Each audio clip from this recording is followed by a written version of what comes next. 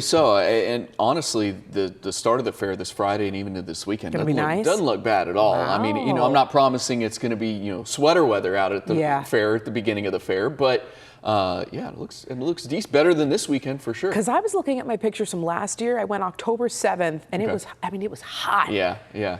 Well, I think it's either on this day last year or on this day or tomorrow last year. Either one.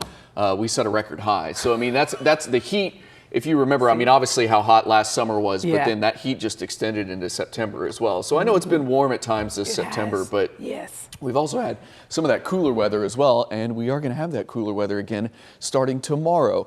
Fall has officially arrived, at least according to the astronomers, and actually according to what happens with the tilt of the earth and all of that. It is officially fall today. That means shorter days and bringing color changes. The less daylight cues the plants to stop their photosynthesis, and that's why the leaves start to change, brings out those natural colors. Now for us, that really doesn't happen until the late fall time frame, but I've already seen some pictures on social media. Those leaves are really changed up in the higher elevations of Colorado. It is that time of year. Like I said, for us, it takes a little bit, but we'll get there. It's also our second wettest season. The average rainfall for the fall months, which is September, October, and November, over 9.5 inches. And it's also the biggest seasonal temperature change. From September 1st, we have an average high of 93, but by the end of fall, the average high drops to 62. So I think by the end of the fair, we'll finally have some definitely more fall-like weather around. 77 feels like 79. No delays at Love Field, no delays at DFW Airport, where it is also 79 degrees. Here's our fall cold front.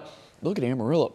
55 degrees this morning, 70s across most of the state of Texas. That front will not arrive today. Showers and storms up at the Panhandle, up in Oklahoma. That's where most of the activity will stay as we head throughout the day today. But some activity may sneak into far western North Texas this evening and into the early nighttime hours. There's 7 o'clock. I mean, you can see most areas are dry throughout the daylight hours today. But a couple thunderstorms may try and move into far western North Texas this evening and into tonight.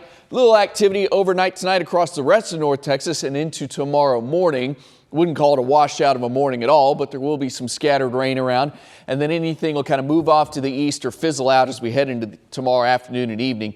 So I think your better rain chances tomorrow morning, but even then, it's not a guarantee that you're going to see rain for everybody. I'm going to go 50% coverage tonight, 40% coverage tomorrow, 20% coverage on Tuesday, 40% Wednesday, and then a 10% Thursday and Friday. And through the upcoming week, it's maybe a quarter to half an inch of rain across the area, but that's not guaranteed for everybody. Higher rain chances, or totals, I guess I should say, across western and southwestern areas, because remember I just showed you that Thursday rain chance of 40% coverage.